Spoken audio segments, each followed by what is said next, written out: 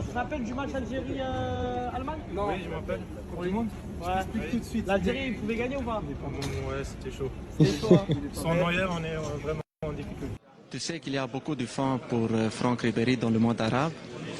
Si, je suis très content et comme je le répète assez souvent, et je suis content d'être avec une fille maghrébine qui est d'origine algérienne et voilà, quand j'ai la possibilité d'aller en Algérie, c'est avec beaucoup de plaisir, beaucoup de bonheur parce que j'adore l'Algérie et j'adore beaucoup de pays musulmans et c'est vrai que comme je dis, je suis fier d'être musulman. Merci, bonne chance pour toi avec l'équipe nationale, avec le Bayern. Merci beaucoup. À Khartoum, entre l'Algérie et l'Égypte.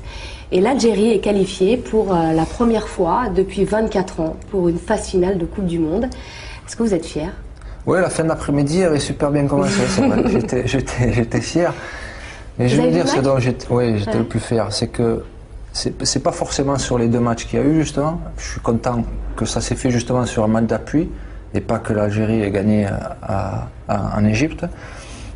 J'étais content de ça, mais j'étais content surtout du parcours en lui-même, parce que j'ai suivi quand même le parcours de l'Algérie. Et comme vous l'avez si bien dit, après 24 ans, c'était voilà, pour eux, ils avaient gagné la Coupe du Monde. Et d'ailleurs, quand je regardais les images justement à la mi-temps de Marseille contre Paris, j'avais l'impression de revivre les mêmes choses avec la France en gagnant la Coupe du Monde. Donc c'est ça qui est magique quelquefois. C'est l'honneur d'un peuple. Et c'est de voir ces images-là alors que quelque part c'était 23 mecs qui avaient fait leur boulot de se qualifier pour une Coupe du Monde. Mais c'était magnifique de voir ça. Et j'étais vraiment content pour tous les gars parce qu'ils le méritent sur l'ensemble de la compétition, sur l'ensemble de comment s'est passé leur qualification. En binationaux franco-algériens, pourquoi as-tu choisi l'Algérie plutôt que la France? L'Algérie, je l'ai déjà... Honnêtement. Ouais, honnêtement. L'Algérie, j'ai déjà dit, c'est le pays du cœur. Voilà, j'ai grandi en allant en Algérie tous les étés avec mon père, là, Rahmo. Il m'a inculqué depuis mon plus jeune âge ce truc d'aller au bled, d'aller rester avec la famille. Des fois, on restait des 2 mois au bled. Juillet, août, on restait avec la famille dans leurs conditions. Voilà,